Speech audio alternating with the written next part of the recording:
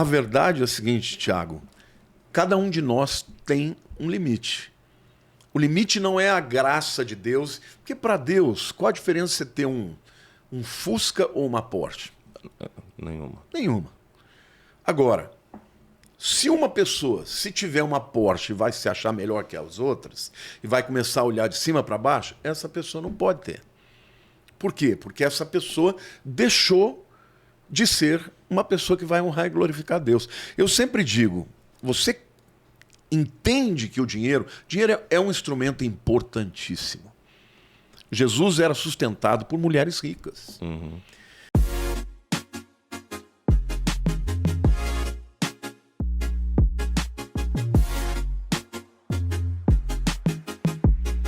Bem-vindos a mais um Brunecast. Nós estamos aqui todas as terça-feira, né, Wesley? Terça-feira. Toda terça, meio-dia, no Spotify e aqui no YouTube. Nosso canal do YouTube é recente, do Brunecast, mas a gente está crescendo, hein, Wesley? Sim, sim. Né? Graças à audiência do pessoal. Graças a Deus, Wesley. E depois a audiência do pessoal.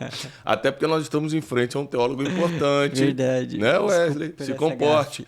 Gente, hoje nós temos o privilégio de receber uma referência no que faz, um homem experiente na palavra, com uma linha teológica que nos ensina muito. Como eu sempre tenho prometido a vocês, trazer pessoas especialistas em coisas que eu não domino. Por exemplo, o Apocalipse é um assunto que eu não domino muito, apesar de ser crente desde sempre, desde que eu nasci, mas tem coisas que eu não entendo ali. Mas nós trouxemos um especialista, não só em Apocalipse, mas em assuntos muito de linha muito tênue que nós vamos abordar hoje. Então recebam com forte aplauso Lamartine Pozzella. O senhor gosta de ser chamado como? Doutor, professor, Não, pastor? Pastor. Para mim, primeiro, antes de mais nada, prazer estar aqui com você. Prazer, Tenho te seguido, ouvido as coisas que você posta e logo que me convidaram, me senti honrado. Estou aqui. Eu prefiro pastor. Acho que pastor é o que Jesus se chamava, né? Então, que honra poder ser chamado de pastor. É verdade. Eu costumo falar para alguns amigos pastores, né, que é a posição mais nobre que existe, porque você vai conseguir cuidar da pessoa integralmente quando você é um pastor de verdade, né? Tá preocupado com a alma, com o espírito da pessoa. Um privilégio tê-lo aqui. Pastor Lamartine é autor de 11 livros, é teólogo, conferencista, pai, avô, né? É pastor de igreja e tem mais de 2 milhões de inscritos no canal do YouTube dele. E ele tem várias especialidades, né, na sua linha bíblica. E a gente quer fazer algumas perguntas hoje, né, Teixeira? Teixeira está curioso. O Teixeira, ele tá achando que é confessionário. Ele falou assim, eu posso contar algumas coisas que eu já fiz? Para ver se o pastor diz que tem solução. Falei, será que eu vou pro céu? Será que eu vou pro céu? Aliás, a gente vai fazer perguntas sérias aqui sobre o céu hoje, né?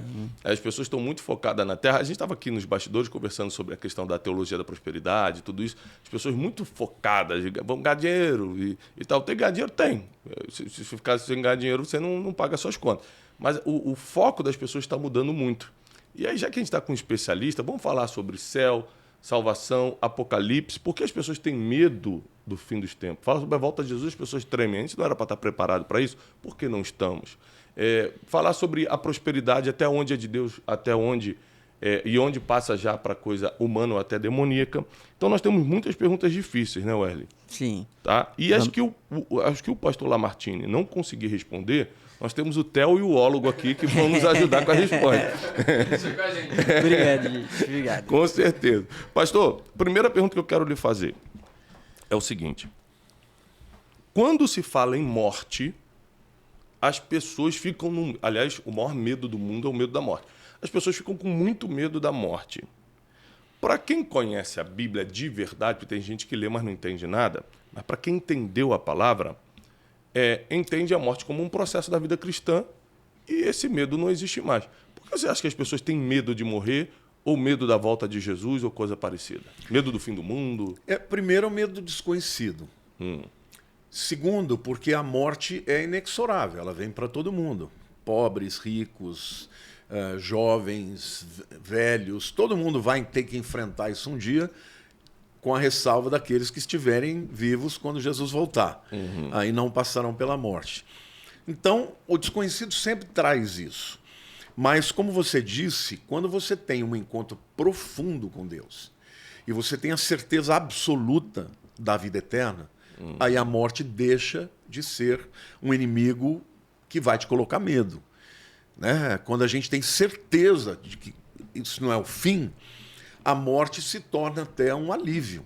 Obviamente ninguém quer morrer, né? Muita gente me pergunta, pastor, já que você crê tanto na vida eterna, você quer morrer? Claro que não. Por quê? Porque a vida, ela precisa ser exaurida. Você tem que viver tudo aquilo para o que Deus te preparou. Eu costumo dizer que uma pessoa que ainda está cumprindo o propósito de Deus é imortal. Se ela estiver vivendo com Deus, cumprindo o seu propósito, ela não vai morrer. Pode acontecer o que for, ela vai cumprir o seu propósito. Agora, no momento em que você cumpre o seu propósito, a morte ela se torna um prêmio. Paulo fala claramente, olha, para mim o morrer é Cristo e o viver é lucro. Eu fico dividido, né? Porque para mim é muito melhor morrer e estar com Cristo, mas ao mesmo tempo eu quero estar convosco, para que eu possa, né, compartilhar algum dom. Então ele deixa claro que ele tem convicção de que a morte é um encontro com Cristo, ele viu a Cristo, né, quando estava indo para Emaús. Mas ele ainda queria ficar para poder compartilhar os seus dons e, obviamente, cumprir o seu propósito. Uma coisa que eu falo, quando eu falo sobre propósito, eu uso muito essa passagem que o senhor acabou de citar de Paulo, que é o seguinte, ele fala o seguinte, eu prefiro até morrer, mas eu tenho que ficar por causa das pessoas. Ou seja, o melhor sentido de vida que a gente vai encontrar, e me corrija se eu estiver errado, é quando a gente está fazendo algo pelas pessoas. Por que as pessoas tiram a sua própria vida? Está acontecendo muito o suicídio. Porque as pessoas entram em depressão, né? Perdem um sentido das coisas. Provavelmente não estão ajudando ninguém. Então, o senhor descobriu o seu dom pastoral, seu chamado pastoral. Eu descobri meu dom de ensinar, né? De desenvolver pessoas. O Eli descobriu o dom dele. Se a gente não derramar esse dom nas pessoas, não tem graça. A gente vai ficar com uma vida sem sentido. É por aí? Totalmente. Eu sempre digo que os dons, primeiro, eles são de Cristo. Foi ele quem compartilhou. Segundo, ele é do indivíduo que o tem. Mas terceiro, esse dom é para as pessoas. Os dons são todos para as pessoas. Muito bom. De que adiantaria você ser um músico talentoso? Eu sou músico, né? Também, além de ser pastor. A música é para ser compartilhada, uma canção que alguém compõe, né? Uma melodia que alguém compõe, é para alguém. Se ficar só para você, perde o sentido. Os dons espirituais, as habilidades humanas, todas são dadas por Deus, como diz a própria palavra, né, em Efésios, para a edificação do corpo. O senhor acha que é pela falta dessa consciência de que ou vamos morrer ou Jesus vai voltar, que as pessoas estão focando tanto nas necessidades terrenas, não que elas não sejam importantes, gente, uma coisa que eu luto muito em tudo que eu faço é pelo equilíbrio. Quando a gente fala assim, as necessidades, por que as pessoas estão focando tanto na vida terrena? Não estou dizendo que você tem que deixar para lá, não. Eu não quero polarizar, eu só quero dizer que tem que ter um equilíbrio, você tem que estar de olho na eternidade, cumprir todos os princípios que a Bíblia nos deixa como básico, como tem que fazer, e depois cuidar das outras coisas. Quando você inverte aquela história de Marta e Maria, né? Marta preocupada com as coisas e Maria preocupada com Jesus, aí você só está trocando as prioridades e isso pode prejudicar. É pela falta de consciência do fim que as pessoas estão assim? Ou a gente está vivendo um tempo difícil mesmo? Não, eu acho que é pela falta de consciência do propósito. Eu creio que o mais importante da nossa vida é adorar a Deus. É viver para a glória de Deus. Agora, como eu vivo para a glória de Deus? Eu vivo para a glória de Deus primeiro, colocando Ele em primeiro lugar na minha vida. Quando Ele é Senhor da minha vida, quando Ele é Senhor do meu tempo. Explica o que é colocar Deus em primeiro lugar. Muita gente que nos segue, 40% da nossa audiência, não tem nenhuma experiência religiosa, nenhuma. Então, o que é colocar Deus em primeiro lugar? O que seria isso na prática? No dia a dia, como é que eu estou colocando Deus em primeiro lugar? Como é que eu provo isso? Eu quero ser bem prático para depois poder fazer uma digressão e me aprofundar. Tá.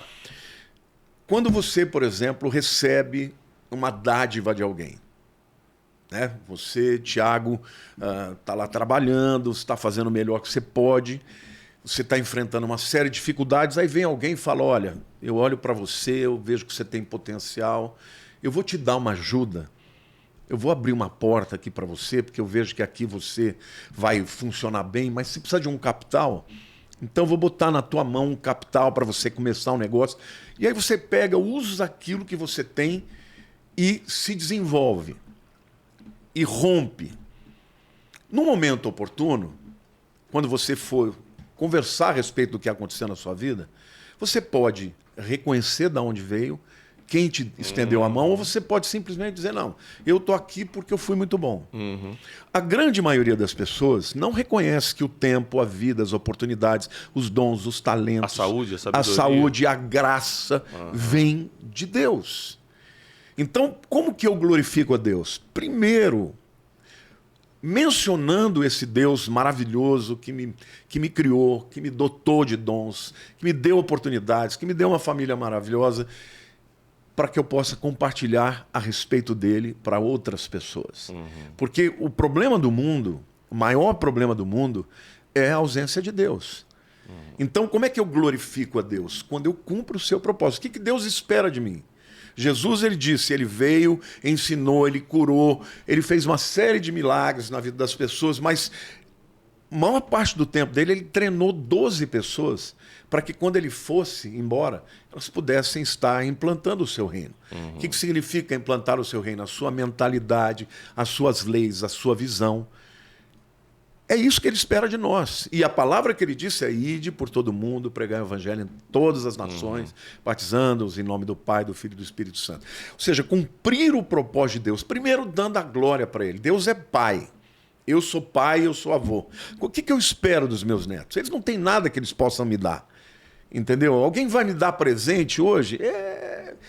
Eu não preciso dos presentes. O que eu quero? Eu quero o amor, eu quero a lealdade, eu quero a comunhão. O reconhecimento. O reconhecimento. Então, glorificar a Deus é, em primeiro lugar, dizer: Senhor, tudo vem de Ti. A glória é Tua. Qual é o meu propósito? Como é que eu posso servir ao Seu propósito neste mundo? Quando eu sirvo a Deus com o propósito que Ele tem para mim, acontece duas coisas. Primeiro, eu o glorifico. Segundo, eu encontro plenitude e felicidade. Muito bom. Eu estou com 62 anos de idade, eu estava me preparando, Thiago, para começar a slow down, entendeu? Diminuir o ritmo.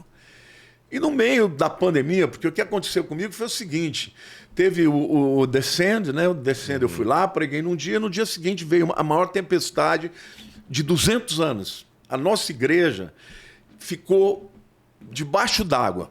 Metade da igreja ficou debaixo d'água. Eu perdi tudo. Pensa em todos os equipamentos, um templo de mais de 10 mil metros quadrados. Ou seja, ficamos debaixo d'água. Em um mês, o povo levantou os recursos, ganhamos tudo de novo. No dia que eu inaugurar, foi decretado o lockdown da pandemia. Aí eu falei: Deus, agora me danei. O que eu faço agora? Imagina um camarada que a vida inteira pregou e não tinha mais público lá. Antes, quando eu saía, ia viajar, as arrecadações caíam absurdamente, porque eu não estava presente. Falei: e agora? Um dia eu dobrei o joelho no meio da madrugada e falei: Senhor, e agora? Deus falou assim: você está olhando pelos olhos humanos. Observa o que eu vou fazer. Naquele ano, meu canal saiu de 30 mil para 1 milhão no YouTube. Caramba. Quando a igreja abriu, Thiago, a igreja tinha 4 mil pessoas nessa época. Quando a igreja abriu, veio uma multidão. Nós tivemos batismos de 600 pessoas num mês, outro mês 500 pessoas, aí era 150 num. A igreja saiu de 4 mil para 12 mil membros em 1 ano e meio.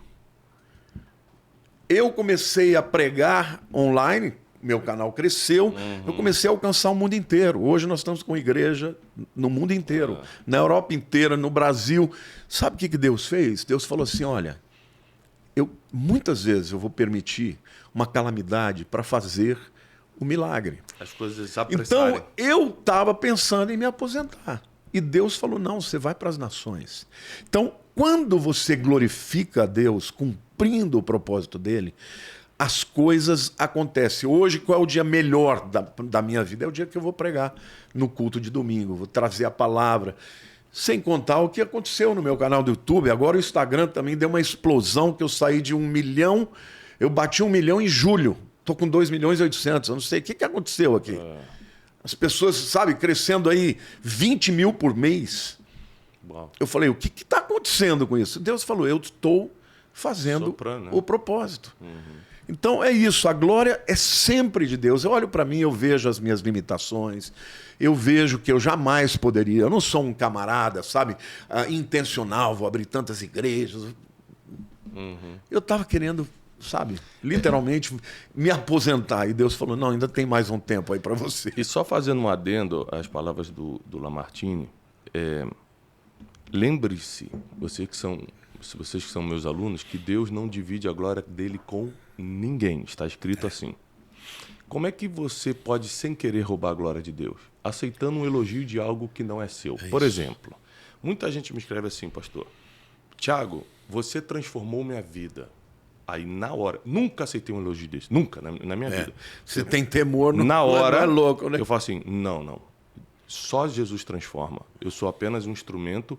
Deus seja louvado. Eu nunca aceitei isso. Nem presencialmente a pessoa falando e nem por internet quando comenta. Eu vou lá, você vai ver meus comentários para essa pessoa e fala, não, Deus transforma, eu sou um instrumento, Deus seja louvado. Justamente porque eu reconheço quem eu sou. Eu não seria nada se Deus não tivesse colocado a mão dele na minha vida. Se Deus tira a graça dele na minha vida, no outro dia todo mundo para de me escutar.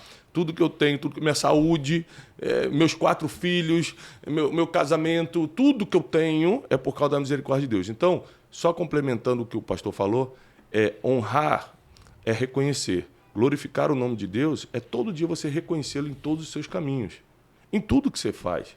Você saber que você não estaria nem de pé se ele não tivesse colocado a mão sobre a sua vida e fazer de tudo, de uma forma intencional, para jamais roubar a glória de Deus. Ou seja, nunca deixe as pessoas darem tapinha nas tuas costas por algo que veio de Deus e que não é teu.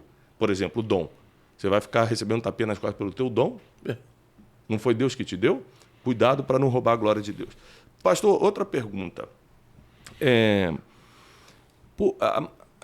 Qual é o limite do dinheiro para quem é de Deus? Por exemplo, eu fiz um acordo com Deus, né, quando ele começou a me levantar.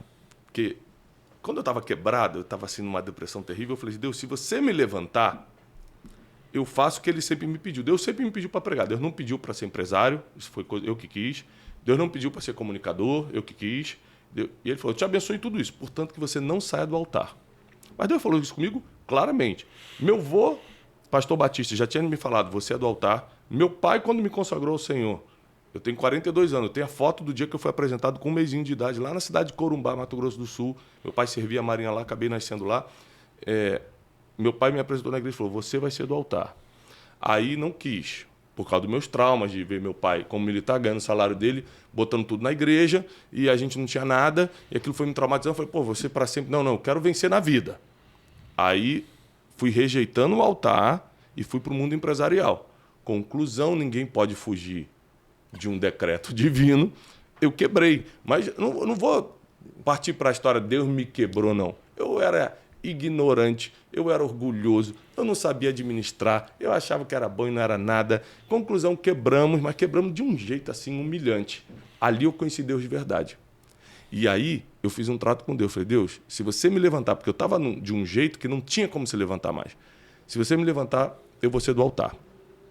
E então, eu estava tomando uma decisão muito difícil ali, pastor, que eu não tinha ideia do preço que eu ia pagar. Porque o que aconteceu? Acabou que Deus colocou a mão no meu negócio, em 2014, começamos a decolar. O negócio se transformou em algo muito grande, o nosso instituto, treinando milhares de pessoas presencialmente e milhões na internet. Se tornou um negócio multimilionário e aí a gente tem uma tentação. Agora eu vou curtir a vida. Agora eu vou aproveitar isso aqui. Agora... E Deus falou assim, não. Agora você vai cumprir o que me prometeu. Por exemplo, hoje eu viajo, passo a semana toda pregando em várias igrejas. Quando eu viajo pelo trabalho, pelo instituto, vou fazer minhas palestras, além de receber muito por isso, eu vou em avião privado, eu escolho onde eu vou ficar. E quando eu viajo para pregar, eu vou, geralmente, deixo uma oferta, vou na condição que a igreja me chama, não peço nada, não tenho nenhuma exigência. Hoje eu vou pousar numa cidade, vou de carro 2 horas até a igreja para pregar, porque eu fiz esse trato com Deus e nunca mais saí do altar. Muito bom. Então, para mim, vou só passar minha visão de dinheiro, prospere se você sabe trabalhar. Sabe trabalhar em alguma coisa? Tem produto, tem serviço, você sabe fazer? Prospere. Mas saiba que isso nunca, jamais pode estar à frente do teu chamado, do que Deus realmente colocou para você fazer. E se a tua prosperidade, você vai ter que quebrar alguma regra, algum princípio espiritual, ou não colocar a cruz de Cristo como principal, então isso não vem de Deus. Mas eu quero escutar do Senhor o limite da prosperidade, do dinheiro para o cristão. O limite é o limite de cada um. Salomão certa vez orou assim: Senhor, não me dê tanto para que eu me afaste de ti, e nem tão pouco para que eu me rebele contra ti. Então, tem uma versão que diz para que eu não venha roubar. A verdade é a seguinte, Tiago: cada um de nós tem um limite. O limite não é a graça de Deus, porque para Deus, qual a diferença de você ter um Fusca ou uma Porsche? Nenhuma. Agora, se uma pessoa, se tiver uma Porsche, vai se achar melhor que as outras e vai começar a olhar de cima para baixo, essa pessoa não pode ter. Por quê? Porque essa pessoa deixou de ser uma pessoa que vai honrar e glorificar a Deus. Eu sempre digo, você entende que o dinheiro é um instrumento importantíssimo. Jesus era sustentado por mulheres ricas. Deus, e eu falo, uma vez eu orei a Deus e falei: Senhor, o Senhor é o dono de todo ouro e prata. Por que o dinheiro do mundo está na mão dos ímpios? Então, espiritualmente, algumas pessoas dizem: não, é porque é mamon vai lá e compra as pessoas. Ora, mas você como crente, você precisa de dinheiro também. Se você, ao invés de 1 milhão, você tiver 1 bilhão, e você colocar... Eu tive a oportunidade de traduzir, eu faço parte de um grupo que chama GKPN, e eu faço tanto parte do grupo de pastores, quanto do Marketplace, que é o dos empresários. Eu tive oportunidade, Tiago, de traduzir bilionários. Eu traduzi um cara, que eu nem me lembro o nome dele agora, porque eu traduzi muitos, mas esse camarada é o maior vendedor de Land Rover do mundo. O cara é membro da Casa Alta, ou seja, é um senador lá na Inglaterra. Esse camarada tinha 17 anos, ele contando e eu traduzindo, né? Tive que me segurar para não chorar. Ele contando que ele tinha 17 anos e ia haver um culto na igreja dele, ele só tinha o dinheiro para o ônibus. Era uns 10 quilômetros a igreja de onde ele morava. Ele falou para Deus: Deus, eu só tenho dinheiro para o ônibus, mas eu não queria chegar lá e não dar nada. E Deus falou para ele assim: vai a pé. E ele foi a pé. Chegou lá, ele deu a oferta e voltou a pé. Quando ele estava voltando, ele tinha 17 anos, Deus falou assim: essa oferta foi uma semente que você deixou que vai te trazer muita riqueza. Eu acredito nisso. E esse cara sim, eu não estou falando de um cara bilionário. Ele falou: ainda hoje, todo o dinheiro que eu ganho, eu dou para Deus muito além do dízimo. Eu não discuto o dízimo, eu dou muito além do dízimo. Então ele falou assim: a minha experiência de prosperidade é que eu entendi que a minha riqueza... Porque se você tem 50 milhões de patrimônio e você tem 500 milhões de patrimônio, não faz muita diferença. A não ser o fato de você ter um avião de último tipo, iate. Mas na prática, camarada com 50 milhões, ele tem vida de rei. Quando você entende que o dinheiro, assim como todos os demais dons, ele deve servir ao propósito, você pode prosperar muito. Eu traduzi um outro que é dono da maior companhia de petrolífera de Singapura ou é Filipinas? É por ali. Por ali. Assim, o cara era bilionário. Sabe qual a alegria do cara? Dirigir célula, ensinar a Bíblia para as pessoas na casa dele. Então, assim, tem pessoas que o dinheiro não vai subir na cabeça. Ele não vai se achar melhor que o outro porque ele enriqueceu. Não. Ele se sente tão privilegiado por Deus estar fazendo algo com ele que ele não merecia, que tudo que ele recebe, ele compartilha. Quando uma pessoa é madura para poder crescer e enriquecer, Deus derrama.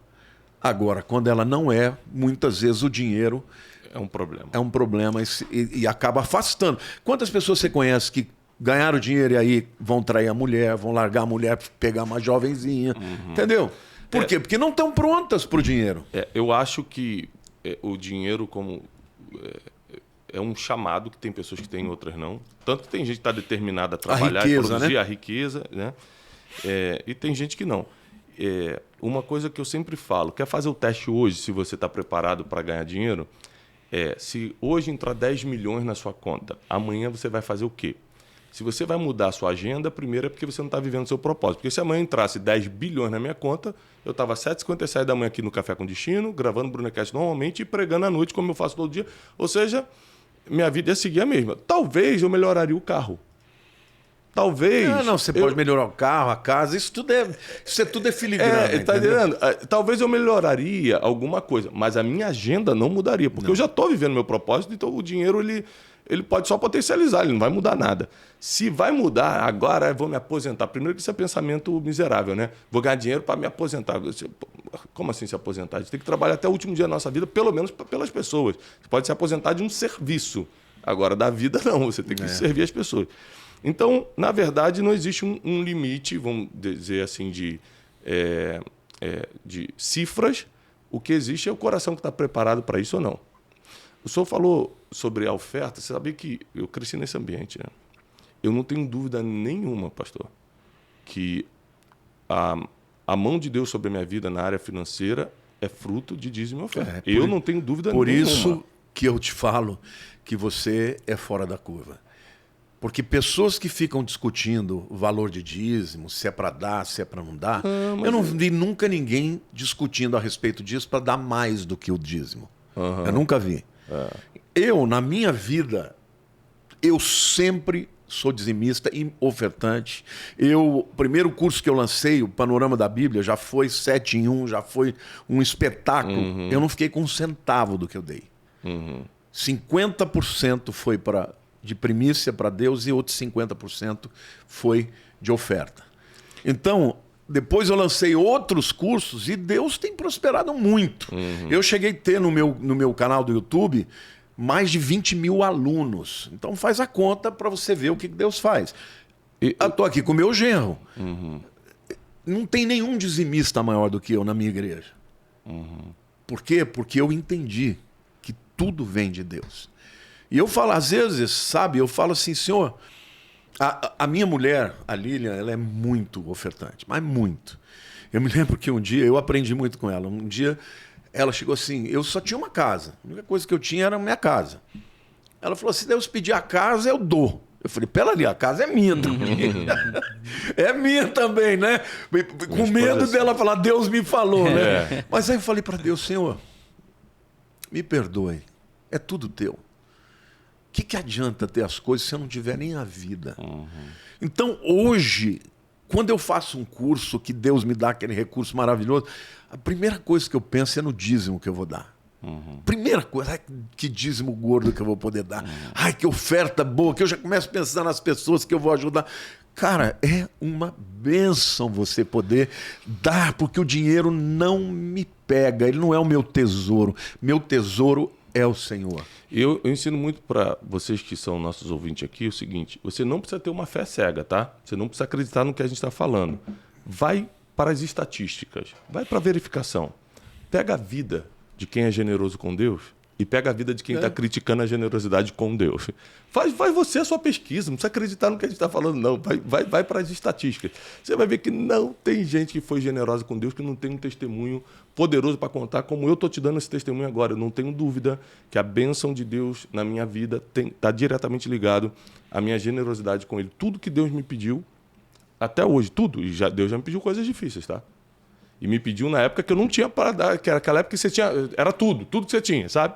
E eu sempre entreguei. Então não fica com essas dúvidas no seu coração, não. Tira a prova direto nas estatísticas e vai ver que vale a pena ser generoso com Deus. E também ser um treinamento para não deixar Qual o nome daquele pecado? Não é ganância, não. Quando você só pensa a avareza. A avareza. Para não deixar a avareza tomar conta. E é engraçado que Deus nunca pede uma coisa que é tua, né? Ele só pede para devolver o que ele já te deu. Então, vamos voltar lá para glorificar Deus. Se você reconhece que tudo veio de Deus, qual o problema de devolver? Não estou entendendo toda essa raiva que o pessoal tem em abençoar. Uma vez eu estava numa live, é interessante isso, e uma pessoa entrou batendo nisso. E olha que eu não tiro dízimo, não tiro oferta, porque não tem igreja. Meu dinheiro vem de trabalho, eu só dou. Mas, enfim, a pessoa entrou batendo. E é mais um pastor para pedir dinheiro, entrou batendo assim, de alguma forma. E ali eu pude fazer uma explanação naquela live, aproveitando aquele hater, de como as pessoas elas odeiam quem é generoso. Mas isso não é só na igreja, não. Quem é generoso também. Claro, em tudo. As pessoas odeiam a generosidade, o nível de mentalidade das pessoas. Porque agride a elas. O avarento, ele fica incomodado com quem é generoso, porque aquilo é uma afronta para ele. Isso é como se aquela pessoa estivesse dizendo, é assim que você deveria ser. Foi o que o Judas falou, né? Poxa, vai pegar um perfume caro desse aí. Na verdade, o mais ele avarento da bolsa. O mais avarento de todos estava criticando quem estava sendo generoso. A história se repete. Se a gente entender a Bíblia, a gente vai entender a vida. Né? A Bíblia é um manual de instrução do ser humano. Então, uma das formas de você lutar contra a avareza, nunca deixar isso tomar o seu coração, é sempre ser generoso, né? Então, não só com Deus, mas também com as pessoas. Sempre. Seja generoso com Deus e com as pessoas. Agora, fim do mundo. Sou um grande especialista, né?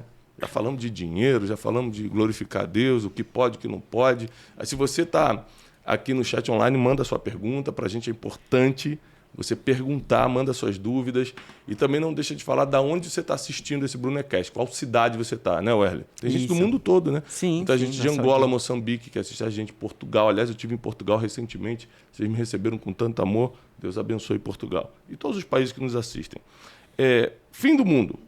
Existem várias linhas teológicas. Uhum. Eu tenho um espírito pacificador. Então, eu nunca entro em conflito. Você nunca vai me ver na internet brigando, entrando em polêmica e não sei o quê. Pá. Uma vez, um movimento se levantou contra mim e começou a me bater muito, um movimento teológico. E eu liguei para o chefe desse movimento, o cara mais respeitado do movimento. Falei, tudo bem, o Thiago Brunet, o cara não sabia se desligava ou não. Falei, tudo bem que vocês estão me batendo muito, eu queria entender onde eu estou errando. E é um pastor respeitado desse movimento. Ele falou, não, porque você é coach e tal. Eu falei, não, tudo bem, a minha formação é essa, mas em que eu estou ferindo o evangelho? Ele, não, porque você acredita que as decisões podem mudar. Eu falei assim, mas isso aí não sou eu, é o arminianismo. Eu sei, porque eles são mais calvinistas e tudo. Exatamente. Então, determinado. Exatamente, está tudo determinado. Eu falei assim, aí depois de 50 minutos de conversa muito respeitosa, eu perguntei assim, se eu creio nisso e o senhor crê diferente, nós vamos nos encontrar no céu de qualquer maneira? Aí ele falou assim, você crê em Jesus Cristo em todo o seu coração? Creio. Você foi batizado? Fui. Você vive uma vida fora do pecado? Eu falei, vivo. Apesar de ser pecador, eu não vivo no pecado. Então vamos nos encontrar no céu sim. Eu falei, então por que a gente está discutindo tanto tempo? Por que a gente vai perder tanto tempo confundindo a mente das pessoas? As pessoas estão em depressão, as pessoas estão pensando em se matar, estão perdendo casamento. Então eu não entro, não é porque eu não acredito nas linhas teológicas, é porque eu não vejo muito fruto nisso. Mas, falando de Apocalipse, existem várias linhas teológicas. Sim. Existe a linha do arrebatamento, existe a linha que de repente vai descer a Nova Jerusalém, existe a linha da segunda volta de Jesus. Eu queria que você me explicasse. Os nomes são o seguinte. Você tem os amilenistas, você tem os pós-milenistas, você tem os preteristas e você tem os pré-milenistas. Você é o que, Werley? Só para a gente entender. Eu sou pré. Você é preterista ou petista, Wesley? Wesley! Não, eu vou até aproveitar e pedir para o amor me trazer o meu celular, que minha Bíblia está ali. Então é o seguinte, antes de entrar nessa, propriamente falando, no teor, Eu quero dizer que eu tenho essa visão. Eu respeito muitos homens de Deus que pensam diferente de mim. Eu recebo muitos aqui. Muitos homens. Já fiz podcast com alguns deles. E acho que isso é uma... Os morávios diziam o seguinte, que você tem que ter unidade nas coisas essenciais, mas você tem que ter amor em todas. Nas que não são essenciais, você tem que ter respeito, mas você tem que ter amor em todas. Então, você nunca vai me ver batendo em alguém porque pensa diferente de mim. Agora, eu apanho. Eu apanho porque as pessoas... Outro dia, aí um desses pastores antigos, e que hoje já não estão mais em alta, bateu pra caramba em mim, na Valnice, porque nós somos pré-milenistas, né? A verdade é o seguinte, eu estudo isso há 40 anos, estudo com profundidade todas as teorias, e eu acredito que as pessoas não entenderam ainda que existe arrebatamento e segunda vinda. Basicamente, o que os amilenistas dizem. Os amilenistas são aqueles, na maior parte deles, os calvinistas. Tá? Eles acreditam que Israel não tem mais nada a ver. Que era uma pergunta que a gente ia fazer. Sobre a guerra de Israel e Hamas. Quando Israel deixou a aliança, Deus simplesmente virou a página. Eles creem numa teoria chamada de Replacement Theory, ou seja, a teoria da substituição. Ou seja, no lugar de Israel, Deus põe a igreja. Eu não consigo acreditar nisso, e com todo respeito a quem pensa diferente, porque como eu fui a Israel muitas vezes, e tenho muitos amigos está na judeus, Bíblia. Mas tem também... Romanos 11 não tem como dizer. Deus fala assim, porventura Deus deixou de ter aliança com o seu povo de maneira nenhuma. Ou seja, eles não entenderam que, na verdade, o endurecimento, é o que Paulo fala aos Romanos, capítulo 9 a 11, o endurecimento de Israel foi necessário para que os gentios fossem alcançados. Mas lá no final do capítulo 11 ele fala, Deus encerra todos debaixo da desobediência para exercer de misericórdia com todos. Ele está dizendo, a igreja foi enxertada na videira verdadeira. Ou seja, as promessas de Deus para com Israel ainda estão valendo. Então, os amilenistas, ele também diz o seguinte, não são 1000 anos. Não são 1000 anos, porque só tem um texto que fala sobre isso, que é o texto de Apocalipse 22. Não é verdade. Todos os veterotestamentários, os judeus, os rabinos, eles falam de reino milenar do Messias. O Talmud, que é o principal compêndio de estudos teológicos, falam de 1000 anos. Então, veja, a Bíblia fala de 1000 anos, eu creio que são 1000 anos. Agora, eles dizem que quem está governando, porque Apocalipse 22 diz que Cristo vai reinar na terra durante 1000 anos. Aí eles dizem, não, Cristo não vai voltar mais para a terra agora. Ele está reinando já através da igreja. Agora, o texto de Apocalipse 22 diz que Satanás está preso. Para você parece que ele está preso? Não, Vocês me desculpem, para mim, se ele estiver preso, eu vou ficar com medo. Hora que ele for solto. Está solto. E como é que pode dizer que a igreja está governando? A igreja não está nem na cabeça das nações. Então, eles simplesmente têm que fazer um malabarismo teológico. Por quê? Porque o Calvino era antissemitista. O Calvino não aceitava os judeus e culpava os judeus pelo fato dos judeus terem matado a Cristo. Agora, se eles são calvinistas, eles não têm que entender que era necessário que alguém fizesse isso. Então, assim, os amilenistas e os pós-milenistas, dentre os pós-milenistas, tem aqueles que acreditam na teologia, escatologia vencedora. Essa escatologia, ela nasceu, sobretudo, no final do século XIX, começo do século XX, quando o mundo estava descobrindo muitas coisas extraordinárias, como penicilina, o mundo estava com avanços tecnológicos, logo veio o avião, sabe? O término, né, dos transportes, por exemplo, com navios... como é que chama? Com motor a combustível de carvão. Começa aí, então, os carros, os automóveis... Muito avanço. O que os camaradas falaram? O mundo está melhorando. Então, na verdade, Jesus já está governando, vai melhorar, até que, de repente, ele aparece. Mas aí veio a Primeira Guerra Mundial, aí veio a Segunda Guerra Mundial. O século XX foi o século mais sangrento. Como é que Jesus está governando nesse caos? Quando você vai, e tem um outro detalhe, quando você vai para o nascedouro da palavra profética em relação à escatologia, Daniel 9, de 24 a 27, fala de 70 semanas estão destinadas para o seu povo, é o anjo falando para Daniel, né? E para a sua cidade. Ou seja, ele está dizendo, essas 70 semanas é um programa de Deus que ele vai tratar com Israel, porque o teu povo é Israel e a tua cidade é Jerusalém. Então, eu, como pré-milenista, eu acredito que vai haver tudo literal. E quando você vai para o Novo Testamento, você percebe que Paulo, ele fala do arrebatamento, e no arrebatamento a igreja sobe para o encontro com Cristo nos ares.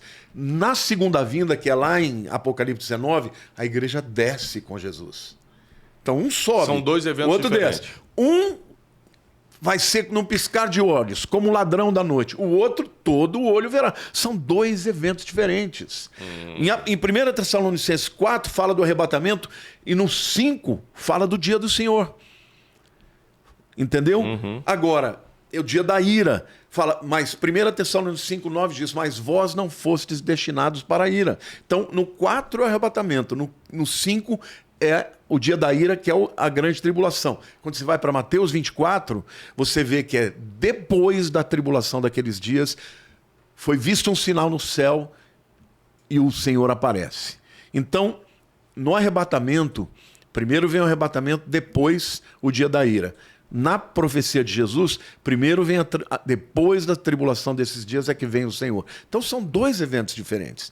Uma coisa não exclui a outra, só são dois programas diferentes. O primeiro programa é para os crentes, que creem que Jesus é o Senhor e Salvador. O segundo é para o mundo inteiro. O mundo inteiro vai ver. As consequências acontecerão para o mundo inteiro. Outra coisa, Jesus, quando ele fala lá em João capítulo 14, né, aquele texto célebre, né? Não se turbe o vosso coração, crede em Deus, crede também em mim. Na casa do meu pai há muitas moradas, se assim não for, eu não vou teria dito. Vou preparar-vos lugar para que onde eu estiver, vós estejais também. E quando é que Jesus vem buscar a sua noiva? Para levar para onde? Para a casa do meu pai. É o céu. Agora, na segunda vinda, não tem casa do meu pai. Na segunda vinda, ele desce no Monte das Oliveiras com a sua noiva. Então são dois lugares. Agora, vai julgar as nações. Vai julgar as nações, né? Tem gente que fala, não, vai subir e descer. Pera lá. Ele vai preparar um lugar, a gente chega lá, dá uma olhadinha e já desce? Não, a igreja estará lá por 7 anos. E depois dos 7 anos, ela desce para o programa de Deus na terra através do milênio. Mas antes do milênio, no vale de Josafá, ali, que é o vale de Cedron, você conhece bem. E Jehoshafat significa o Senhor julgará. Ali ele vai reunir as nações. E o texto ainda diz, e serão julgadas pela maneira como trataram Israel e dividiram as suas terras. Eita. Até isso a profecia diz. Como é que Deus vai falar, não tem Israel aí? Me surpreendeu, assim, isso sempre foi uma surpresa boa, ver como os Estados Unidos tratam Israel. E os Estados Unidos, para quem não sabe, apesar de estar numa decadência moral cristã, é um país extremamente crente, né? E eles apoiam Israel incondicionalmente. Uma surpresa boa foi ver o Biden, que é tecnicamente e por isso de que esquerda. Deus os abençoa. Não tenho dúvida. Porque Deus fez uma promessa a Abraão. Abençoarei os que te abençoarem e amaldiçoarei os que te amaldiçoarem. Eu falo para Deus, Senhor de misericórdia, o Senhor sabe muito bem de lado eu estou. Então me abençoa. Porque, cara, que Deus derrama como promessa para alguém com quem ele faz aliança, não tem volta. Você já imaginou Deus chegar para você, Tiago, eu te amo, eu vou abençoar os teus filhos, vai chegar uma hora, eles vão se desviar e eu vou abandoná-los. Você pode pensar nisso? Difícil demais. A Bíblia diz, amaldiçoarei os que te amaldiçoarem e abençoarei os que te abençoarem. E tem um detalhe, quando os pré-milenistas falavam que Israel ia voltar, os amilenistas e os pós-milenistas davam risada. Não, Não quis voltar o quê? Não vai voltar coisa nenhuma. Em 1948 voltou. Voltou com maneira poderosa de Deus, entendeu? Ninguém. E olha, no dia 14 de maio eles declararam o nascimento do Estado Moderno de Israel. No dia 15 de maio começou a Guerra da Independência. Era tudo refugiado, voltando da guerra. Não tinham armas, não tinham nada. E venceram tudo. Contra todas as nações. E venceram. Não, assim, gente, se você estudar um pouquinho Israel, não precisa estudar muito não, se estudar um pouquinho, dá para ver que não é normal o que acontece. Que isso? Um país do tamanho do estado de Sergipe, com 6, 7 milhões de habitantes, se defender de dezenas de países poderosos árabes em volta e sempre vencer, nunca atacou ninguém, só se defendeu. Hoje é uma referência em tecnologia, finanças. Os homens mais ricos do mundo são judeus. Ou Prêmio seja, Nobel, por exemplo? Os prêmios Nobel, tudo vai para judeus. Então, assim, não tenha dúvida que existe algo Favor. espiritual. Não, Por favor. Isso aí, gente, vamos para a estatística de novo. Entendeu? Eu sou pró-Israel, sou amante de Israel, sou ofertante em Israel. Todas as vezes que eu vou a Jerusalém... Nós também. Levo minha família. Todos os meus filhos já pisaram na terra de Israel. Eu não sou místico. Assim, tipo, se eu passar nas águas do Jordão... Não sou místico, mas eu acredito que existe um poder na terra de Israel e eu sou um abençoador de Israel. Tecnicamente falando aqui, ser pré-milenista, milenista e tudo... Isso, no final, não muda a nossa salvação em nada. Não. Isso é como eu falei. É só um discernimento teológico. A única coisa que te salva é crer que Jesus é o Senhor, que Jesus é o Salvador e o único caminho. Ninguém é salvo se não for dessa maneira e ninguém deixa de ser salvo por crer de maneira errada em outros aspectos teológicos. Porque senão... não seria só Jesus, né? E a Bíblia diz que é pela graça sois salvos, mediante a fé, não vem de vós, é dom de Deus, não de obras, para que ninguém se glorie. Creu em Jesus, será salvo. O ladrão da cruz estava lá, morrendo. Jesus estava ladeado por 2 ladrões. Não é? Eu já gosto de pregar dizendo, né, que a cruz ela divide os que creem dos que duvidam, os que vão para o céu dos que não vão. Né? E ali estavam 2 ladrões zombando de Jesus e alguma coisa aconteceu, eu creio que foi o Espírito Santo, um deles mudou. Virou e falou, olha, eu e você estamos aqui porque a gente merece, mas ele não, ele é santo. E ele olha para Jesus no estado mais deplorável que ele estava. Ele diz, filho de Deus, lembra-te de mim quando entrares no teu reino. Ele reconheceu que ele era o rei. Eu quero... A minha próxima pergunta era sobre isso, exatamente. Sabe qual era a próxima pergunta que eu anotei aqui?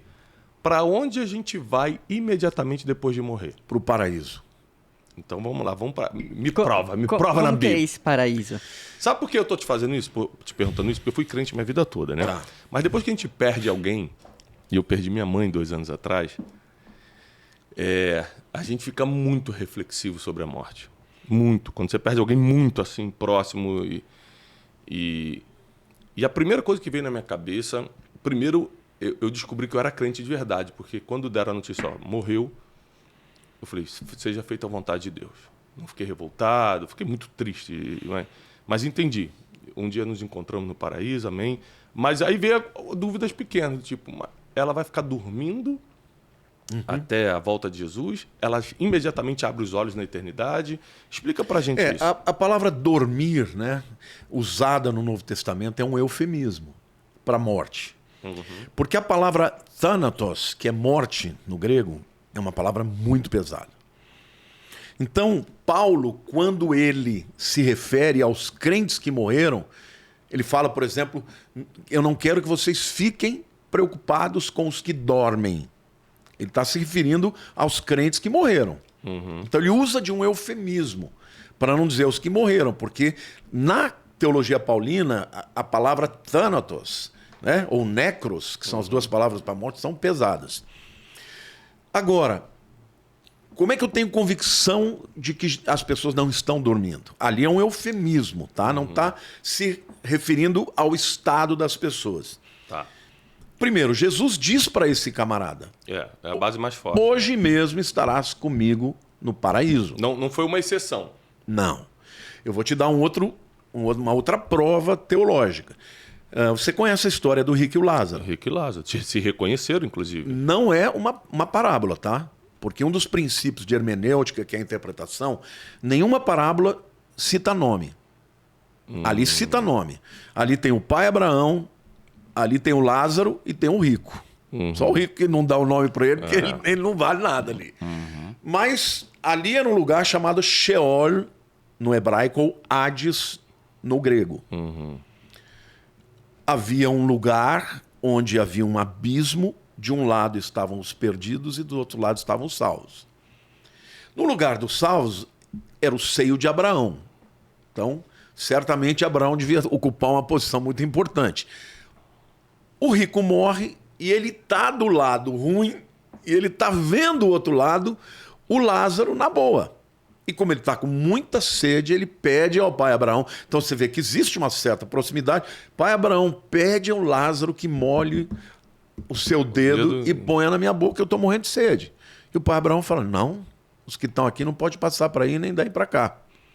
Então deixa eu voltar para falar com os meus irmãos. Avisá-los para que eles não venham para cá. Abraão fala, eles têm a lei e os profetas. O que ele está falando? Eles têm a Tanar. Eles têm o Velho Testamento. Você tem que ler lá, não pode. O morto não precisa voltar para te avisar nada. Você já tem... Ele já tem a Bíblia. Opa. Tá? Agora, o que a gente percebe ali? Está todo mundo acordado. Está acordado o Abraão, está acordado o Lázaro e está acordado o rico. Tem ninguém dormindo ali. E Paulo, ele deixa claro isso. Ele fala, para mim, muito melhor é morrer e estar com Cristo. Você não está dormindo com Cristo, você está acordado, você está adorando ao Senhor. Só que por conta desta palavra dos que dormem, as pessoas acreditam que esse é o estado delas. Esse é um eufemismo. Eufemismo, né? É uma palavra em que suaviza, né? Por exemplo, ao invés de eu chamar o cara de cretino, eu chamo ele de uma pessoa de caráter duvidoso. Isso é um eufemismo. Ali é uma palavra usada para ser um eufemismo, mas quando a gente vê na Bíblia a questão da morte, as pessoas ficam acordadas. Elas estão... Claro, o próprio Moisés e Elias se manifestaram no Monte da Transfiguração quando apareceram para Jesus. Uma pergunta. Quando nós morremos, o que vai ser salvo ou condenado é a nossa alma, corpo, alma e espírito. O espírito volta para Deus, o corpo volta para o pó, é a alma, a nossa consciência. Não, corpo e alma fazem parte da porção física. A palavra alma no grego é psique, é mente. Tá. Tanto é que a própria palavra psique fala dos animais. Quando fala, por exemplo, no Apocalipse que os peixes, a alma dos peixes morreram, é a vida dos peixes. Alma até um animal tem. Psique. Porque senão a pessoa não teria intelecto, raciocínio, vontade. O espírito, este é eterno. Quando você morre, o teu corpo vai ser deteriorado, porque a Bíblia diz que nós, né, semeia-se em corrupção e colhe-se incorrupção, né? Incorruptibilidade. O corpo vai para debaixo da terra. E o espírito vai para a presença de Deus. A alma também está aqui embaixo. A consciência humana, o intelecto, tudo está lá. Mas o espírito também tem essas valências. No dia do arrebatamento, corpo e alma acordam e se juntam ao corpo. Aí o ser humano terá um corpo glorificado como o de Cristo. A Bíblia diz que será igual ao de Jesus. Então você voltará a ter corpo, alma e espírito. Agora, quando a pessoa vai ser condenada, porque essa foi a tua pergunta, os não crentes receberão um corpo também. E eles sofrerão não só na alma e no espírito, mas no corpo também. Entendi. É porque eu fico imaginando, para a gente se reconhecer na eternidade, é outra dúvida que mandam muito para a gente. Se a gente vai se reconhecer na eternidade, quer dizer que a gente vai ter um mínimo de consciência. Opa, com certeza. E não seria... Agora que vem uma pergunta difícil. Eu já sei qual que é. Não seria complicado, já que no céu não vai ter choro, não vai ter dor, a gente lembrar de tudo na Terra? Porque a gente vai encontrar gente no céu que a gente não gostaria de ver. Eu já fiz essa pergunta para Deus. E existem duas teorias que são as mais importantes. A primeira é que Deus vai apagar da sua mente aquilo Que não serve mais para o céu. não serve mais para o céu. Então, por exemplo, se uma pessoa tem Alzheimer, ela não lembra de algumas coisas e esquece outras. Deus pode fazer isso também. Outras acreditam que não tem como, porque existem relações, né, de uma coisa com a outra. A glória de Deus será tão profunda e tão extraordinária que não será possível você sentir dor. Você terá consciência, mas a glória de Deus vai explicar todas as coisas e você vai glorificar a Deus e não sentirá dor. Tem sentido. Wesley, você tá caladinho, vai. Pastor, Diga. tô muito ansioso por essa pergunta. Quando eu era criança, eu acreditava que, porventura, eu podia ficar se a igreja fosse arrebatada. Então, para quem tá nos ouvindo, vai acontecer mais ou menos assim. Tô trabalhando e, de repente, meu colega do lado Vai desaparecer. vai desaparecer. Se eu sou cristão e fiquei, e agora? Vai acontecer isso. Por quê? Eu, durante muito tempo, Tiago, eu acreditava que bastava ser crente que você ia subir. Que é uma vez salvo, sempre salvo. Não é nem a questão da salvação. É subir no arrebatamento. Porque quem fica, se é salvo, vai ter oportunidade, não vai perder a oportunidade. Mas A diferença vai sofrer.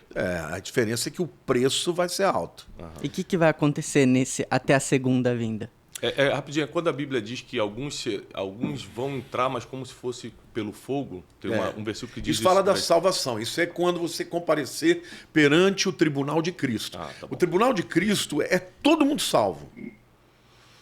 Quando Paulo fala, todos nós teremos que comparecer perante o tribunal de... Eu não vou esquecer a tua pergunta não, tá? Eu vou responder aquela ali, depois vem para essa.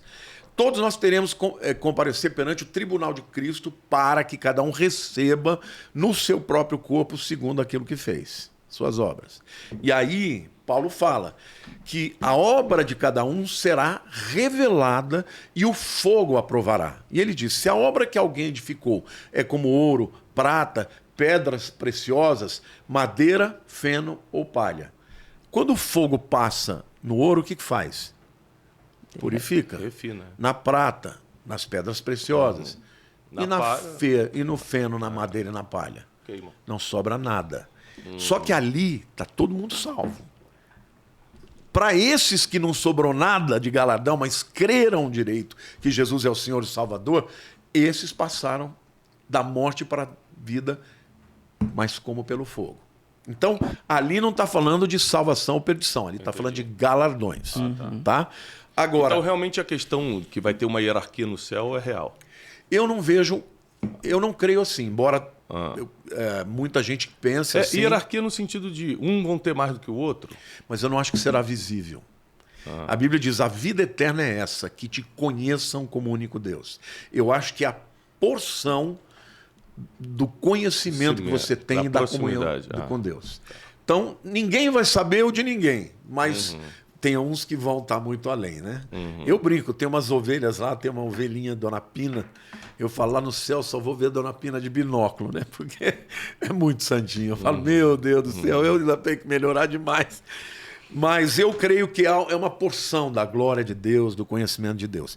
Quanto ao arrebatamento, eu acho que algumas pessoas salvas vão ficar. Porque elas já creram em Jesus, mas elas estão vivendo em pecado. E tem um texto em Malaquias, no capítulo 3, no capítulo 4, ele vai falar sobre o dia do Senhor, e no Velho Testamento, toda vez que aparece o dia do Senhor, o dia do juízo, do acerto de contas, é a grande tribulação. Capítulo 3 fala, naquele dia, Deus tem um memorial, na verdade, no hebraico é Sefer Zicharon, que significa um livro de memórias, para todos que se lembram do Senhor e fazem menção do seu nome, para tratá-los como um pai trata o seu filho, para livrá-los do dia do juízo. Então, e quando você vai para o Novo Testamento, Apocalipse 3,10 diz assim, porque guardaste a palavra da tua perseverança, eu te guardarei da hora da grande tribulação que há de vir sobre todo mundo. Então essa é uma palavra direta, porque você guardou a minha palavra eu vou te guardar da hora. E lá na língua original grego, a língua grega é uma língua declinável. Não sei se você tem consciência do que é isso, mas, por exemplo, assim como o alemão, o latim, você muda o finzinho da palavra, o sufixo, você muda o sentido. Por exemplo, logos, palavra. Logo, da palavra. Logo, na palavra. Logue, ó palavra. Logon, a palavra. Isso é declinação. Então, no Novo Testamento, a maior parte das vezes ele não usa preposição. Mas ali ele usa. E ele usa uma preposição que é ex, que significa de dentro para fora.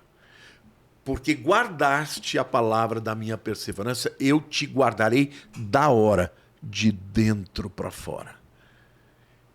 E ele não está falando de qualquer tribulação, porque tem gente que fala, mas os apóstolos tiveram tribulação. Jesus disse, no mundo tereis aflições. Todo mundo tem. Mas essa especificamente, ele está dizendo, eu te guardarei da hora. Essa preposição é a preposição que originou ex. Exit. O que significa? Saída. Êxodo, essa é uma palavra que vem do grego.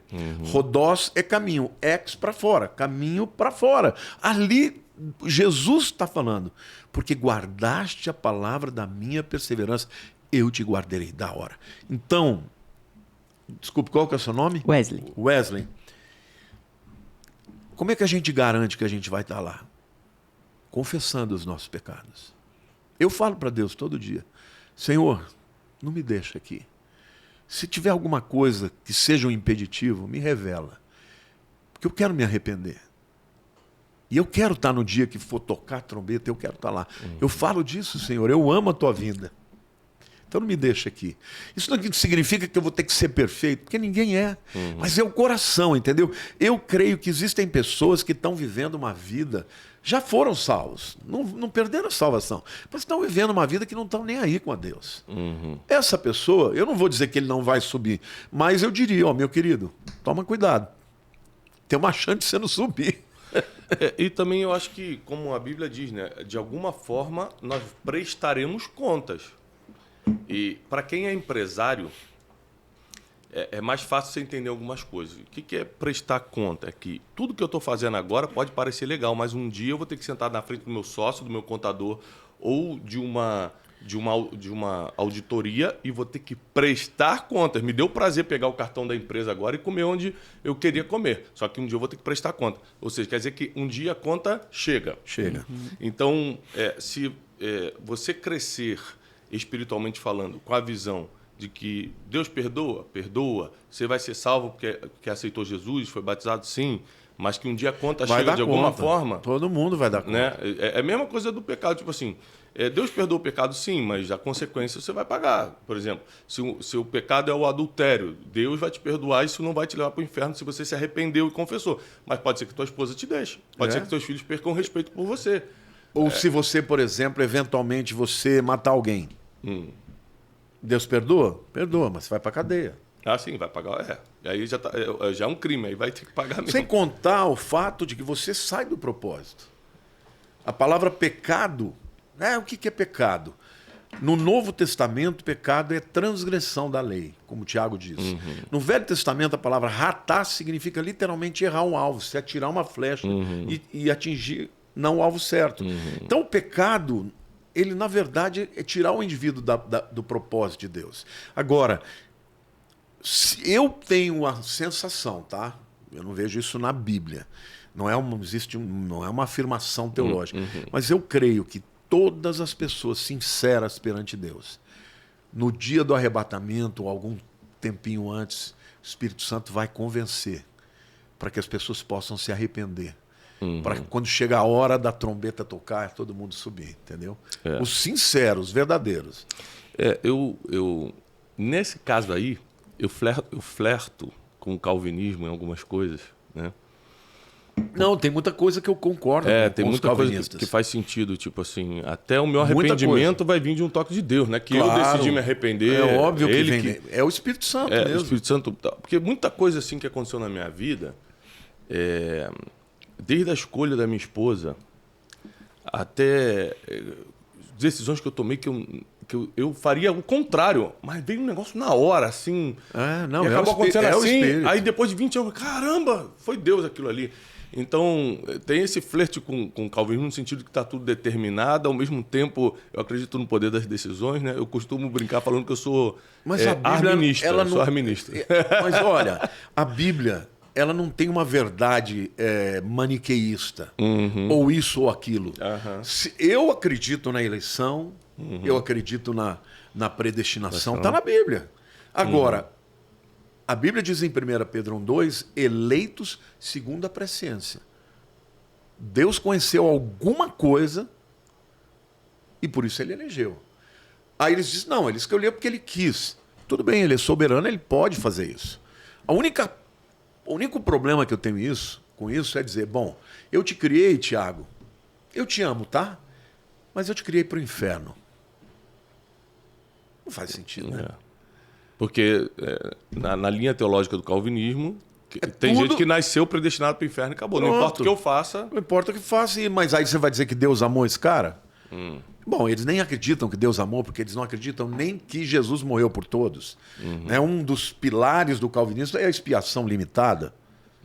Morreu só pelos salvos. Não é assim. Deus amou o mundo de tal maneira que Deus é amor. Como é que você pode criar alguém para eternidade ficar no inferno? Eu não consigo crer assim, entendeu? E nem consigo ver na Bíblia. Você tem que rasgar a Bíblia para falar desse tema. Agora, eu creio na eleição, eu creio está na Bíblia. Então, se está na Bíblia, eu creio. O que eu penso é o seguinte, existe a possibilidade de você, o Espírito Santo está falando com você e ainda assim você falar, não, eu vou viver essa vida de pecado, e aí você corre o risco, porque quando vier o arrebatamento, e não é só arrebatamento, é a morte. O indivíduo que é salvo, ele morreu em pecado, ele está salvo? Tá. A Bíblia diz, só que quando as obras dele forem provadas pelo fogo, não vai sobrar nada de galardão, mas o tal será salvo como no dia do juízo. Tem outro texto, quando, por exemplo, pegaram aquele camarada que estava tendo sexo com a madrasta. Lembra disso em Corinto? Paulo fala que repreenderam, falaram com ele não quis se arrepender. Aí Paulo fala, entregue o corpo para Satanás para que a alma seja salva no dia do juízo. E quando ele fala alma ser salva, está se referindo ao espírito e não à consciência? Não, ali psique é a alma mesmo. Tá. A alma mesmo. O cara vai ser salvo, um todo, mas o corpo dele vai ser disciplinado através da instrumentalidade do diabo, né? Então, o que eu penso, sabe, que Deus muitas vezes ele pode até tocar na vida da pessoa, na saúde, tirar a vida da pessoa, para que ela não permaneça no pecado. Se ela se mantiver naquele pecado resistindo, ela pode ser disciplinada nesse nível. Agora, Wesley, se você não quer ter dúvida, confesse os seus pecados, busca a Deus e viva para ele. Olha, eu queria até dizer uma coisa para você. Tem gente que me acusa de estar pregando escapismo, pregando o alarmismo. Não, eu tenho uma pregação super positiva. Eu sempre digo que enquanto a igreja estiver aqui, nós temos que avançar, que conquistar. Ainda existem milhões de almas para serem salvas. Você tem que fazer tudo, você tem que trabalhar. Tem gente que fala, pastor, então eu vou parar de estudar. Não, estuda muito. Estude, se prepare, trabalhe, conquiste, prospere, porque a gente não sabe se vai ser na minha geração. Deus, ele permite que fique essa sensação de que é agora, mas ele nunca disse o dia nem a hora. Porque você já imaginou se Paulo soubesse que ia ser 2000 anos depois? Ele nem escrever sobre o tema, entendeu? Para que ele vai escrever? Em cada geração tem aquela sensação da iminência, é agora, é agora. Mas nós temos que viver a vida fazendo aquilo que Deus fez, e a hora é dele, o tempo é dele, e quando chegar nós estaremos dentro. Pastor, sobre isso, ninguém sabe o dia nem a hora, nem os anjos, né? Como que vai ser? Ele vai chegar lá, vamos, tá na hora, vamos descer. O texto da Bíblia diz claramente que quem dá, eu vou ler para vocês aqui para não ter dúvida, né? Porquanto o Senhor mesmo, está falando de Jesus, dada a sua palavra de ordem, é Jesus que vai dizer, chegou a hora, ouvida a voz do arcanjo, o arcanjo vai dar o comando, né? E ressoada a trombeta de Deus, descerá dos céus, e os mortos em Cristo ressuscitarão primeiro, depois nós, os vivos, os que ficarmos, seremos arrebatados juntamente com eles entre as nuvens para o encontro do Senhor nos ares, e assim estaremos para sempre com o Senhor. Mas se está tão claro assim o arrebatamento, por que as pessoas duvidam? Porque tem linhas teológicas que batem nisso. Não... As pessoas falam que a vinda de Jesus, a palavra parousia, é a mesma utilizada lá em Mateus 24. Mas então elas não separam, elas falam que é um evento só. Só que aqui, é claro, você sobe para encontrar o Senhor nos ares. E segundo João capítulo 14, para morar nas mansões que o Senhor está preparando lá. Entendeu? Na casa de meu pai há muitas moradas. Eu virei para vos buscar e levar para que onde eu estiver, vós estejais também. Lá em Apocalipse 19, quando fala da batalha do Armagedon, você vê claramente Jesus descendo num cavalo junto com suas miríades de anjos e santos para descer sobre o Monte das Oliveiras. E quando ele pisar, ele vai ser fendido, não é? As águas vão sair dali pelo Vale de Cedron, vão cair no Mar Morto, e o Mar Morto vai se tornar com água potável.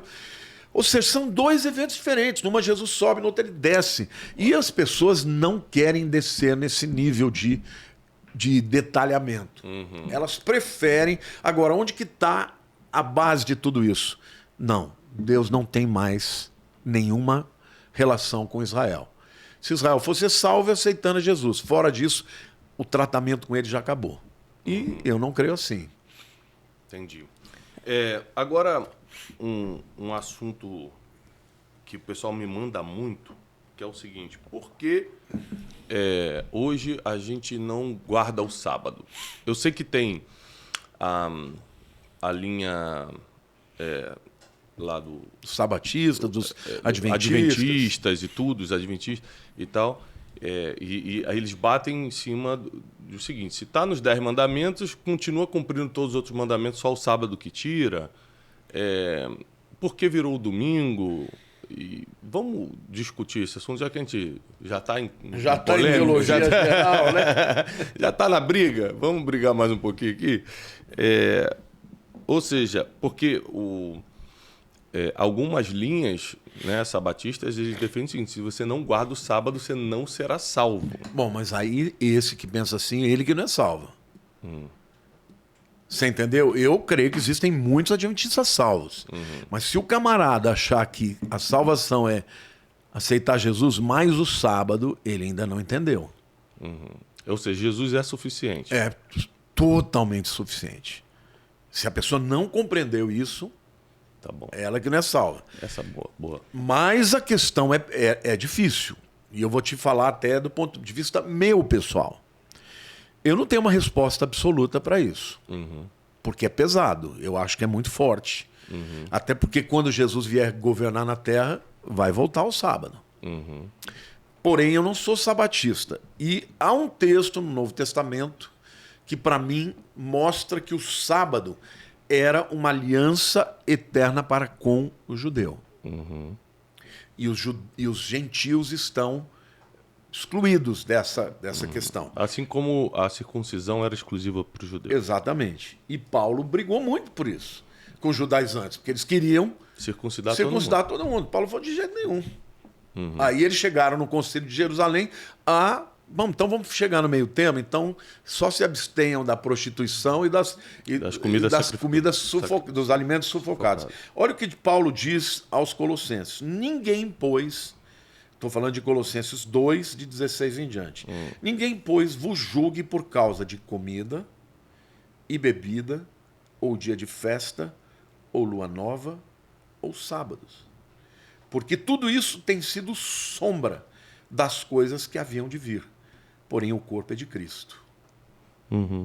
Essas coisas todas eram sombra da verdadeira essência. Quem é o sábado, que é o descanso? Jesus. É Jesus. Você entende? O próprio Jesus, segundo os fariseus, ele não cumpriu o sábado. Porque os teus discípulos, eles pegaram e debulharam as espigas. O sábado não é Senhor. Não é? Nós somos o Senhor do sábado, não o contrário. Então, assim, de novo, é muito mais profundo, mas a resposta que eu dou é: nesse texto de Colossenses, eu entendo que o sábado era uma aliança para com Israel. E mesmo a questão das leis, existem leis que são cerimoniais. Por exemplo, você vai matar animal? Isso foi abolido, porque Jesus é o Cordeiro de Deus que tira o pecado do mundo. Então, os princípios da lei espirituais, esses são eternos. Entendi. Agora, aquilo que é cerimonial, eu penso que os gentios não estão obrigados a isso. E você que está me escutando, sabe o que é o lindo do cristianismo? Romanos 14 defende muito isso. É que tudo que você for fazer, faz pela fé. Você acredita no sábado? Acredite, não tem problema. Você não acredita? Também não tem problema. Ou seja, não vai interferir na tua salvação, mas tudo que você faz sem fé é pecado, está escrito. Eu queria só concluir uma coisa para concordar com você. Como eu tenho alguma dúvida a respeito disso, eu separo o sábado. Eu e minha família, no sábado, nós adoramos a Deus. Eu separo um dia especial. Eu falo: Senhor, eu quero consagrar esse dia para Ti. O domingo foram os homens que fizeram. O sábado foi o Senhor. Sim. Então, mesmo que eu não vá impor isso sobre ninguém, eu guardo. Eu guardo. Como é que eu separo para Deus o sábado? No sábado a gente está em família, eu gosto de ouvir a palavra de Deus, eu sempre assisto a TBN, as pregações lá, eu gasto muito mais tempo lendo a palavra e tal. Na igreja nós temos culto de sábado também. Então, eu falo: Senhor, eu não consigo dizer que tem que guardar o sábado. Sim. Mas eu também não consigo negar. Então eu vou guardar os dois. Na verdade, o domingo eu não guardo o domingo. O domingo é o dia de culto que a gente tem. Mas o dia que eu falo para Deus, estou te consagrando, esse dia é o sábado.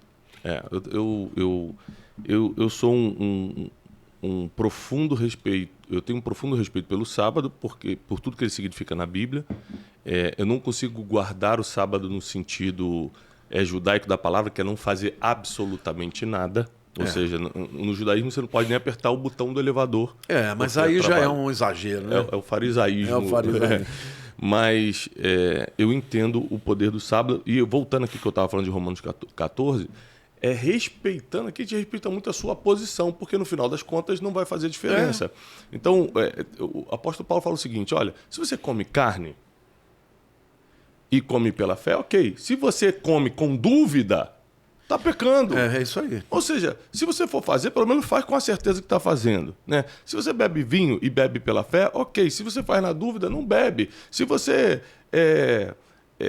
guarda o sábado ou qualquer outra discussão teológica, você faz porque está acreditando, porque você tem uma consciência forte sobre aquilo, você tem uma revelação pessoal sobre isso, ou porque você vê os outros fazendo. Porque nos outros fazendo você vai ficar na dúvida e vai acabar errando. Então, o que eu gostaria, pastor Lamartine, é uma palavra final sua, um conselho sobre como, a partir de hoje, nós podemos estar alinhados com a vontade de Deus.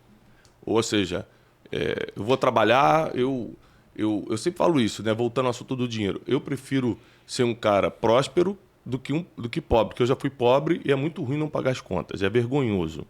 Então, é muito legal hoje eu poder botar meus filhos numa escola, eu poder escolher o que eu vou comer, esse poder de escolha natural que o dinheiro tem, porém, entendendo que ele tem que servir meu propósito e meu chamado, meu ministério. Mas no dia a dia, sem contar que todo mundo aqui amanhã já vai ter que trabalhar, porque a gente às vezes vem, vamos glorificar Deus, vamos adorar o Senhor o tempo todo, mas eu vou trabalhar, como é que eu vou pagar as contas? E minha mãe que me abandonou, e meu pai que me traiu, e meu marido que foi embora, e a conta que está amanhã, e meu filho que está com diagnóstico. Tem os problemas do dia a dia que tem certas coisas que a gente fala da Bíblia que não bate com eles. As pessoas, independentemente do problema que estão passando agora, como alinhar a vida delas com a vontade de Deus hoje? A primeira coisa que eu diria é que elas entendam que todos nós somos seres eternos. Ninguém vai morrer e acabar.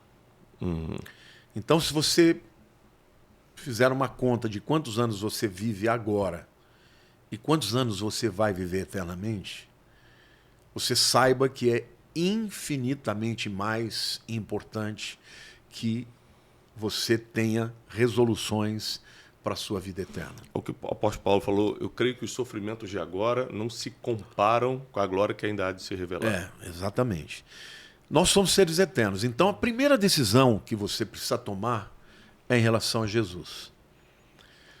A Bíblia diz que todos pecaram e destituídos estão da glória de Deus. Ou seja, nenhum de nós vai chegar na presença de Deus e vai permanecer lá simplesmente porque faz o bem ou porque não faz o mal.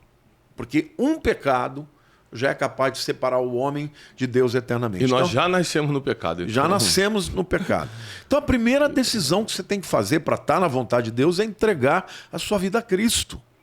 É dizer para Ele, Senhor, eu sei que eu sou pecador. E eu sei também que o Senhor morreu no meu lugar. Onde eu vou, Tiago, coisa que eu mais amo na minha vida é contar a história da salvação. É falar que Jesus é a solução para a nossa vida. Então, entrega a tua vida para Ele. Esse é o primeiro passo da vida eterna. Você pode fazer isso agora, nesse momento que eu estou falando com você. Você pode entregar o coração, pode orar comigo. Se você me permitir, no final, eu quero fazer. Ou você faz essa oração. Pode fazer. A segunda coisa que você tem que fazer é entender que Deus ele deixou a sua palavra. Não tem como você andar na vontade de Deus se você não conhecer a vontade de Deus. E a vontade de Deus é a Bíblia. A Bíblia é a palavra de Deus. É o único livro que não pode ser refutado. Ele foi escrito por mais de 40 pessoas num período de tempo de 1.500 anos, por reis, por pescadores, por fazendeiros, por todo tipo de pessoa.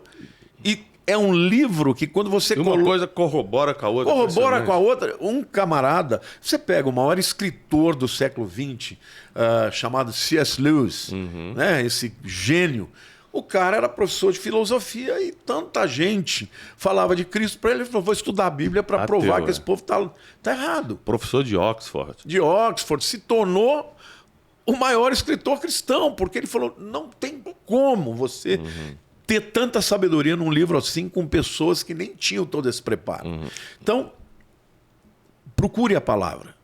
Procure. E olha, a minha questão é que a igreja não salva, ninguém vai ser salvo porque está na igreja ou deixa de ser salvo porque está fora da igreja.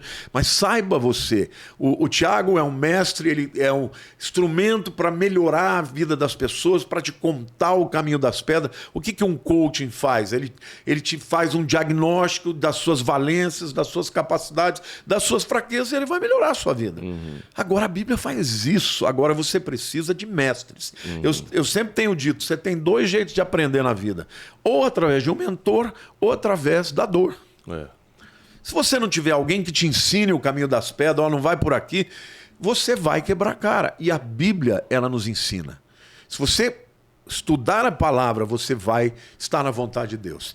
E a terceira coisa, eu diria para você ser uma pessoa que procura, na sua vida, estar junto de pessoas que tenham maturidade, que possam te orientar, que possam te corrigir, porque nós somos todos humanos, passíveis de erros, de falhas, mas quando a gente tem humildade para reconhecer um erro, confessar um pecado e se arrepender, você pode começar de novo.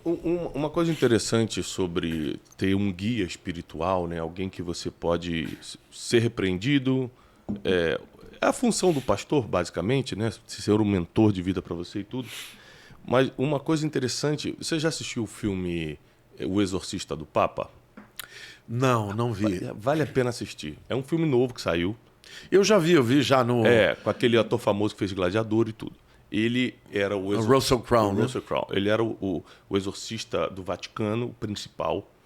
Manifesta um demônio na Espanha, dentro de uma igreja muito importante para o catolicismo, e manifesta numa criança. E essa criança, ninguém conseguiu conter esse demônio. Os exorcistas locais tentaram, apanhavam. O demônio na criança jogava o padre força sobrenatural, uma força sobrenatural. Lembrando que é uma história real, o filme conta uma história real. Mandaram chamar o exorcista principal. Aí o cara vem do Vaticano E antes de entrar para tentar expulsar o demônio, que ele fica semanas no exorcismo, ele chama o padre que apanhou. E fala o seguinte, o que aconteceu? Ele falou assim, eu entrei lá, o garoto transtornado me pegou pelo pescoço e me jogou fora. Ele falou assim, mas o demônio não consegue te tocar, a não ser que ele tenha sentido o cheiro do teu pecado. Ajoelha aqui. Aí ele abre assim a Bíblia e fala, confessa teus pecados. Uau. E aí, é o que a Bíblia diz. Aí aquilo mexeu comigo porque o filme, de uma forma bem ilustrativa, mostrou até a autoridade que você perde. A brecha que você dá para o inimigo te tocar quando você vive em pecado. Eu sempre falo isso. Gente, eu já menti? Já, mas eu não sou mentiroso.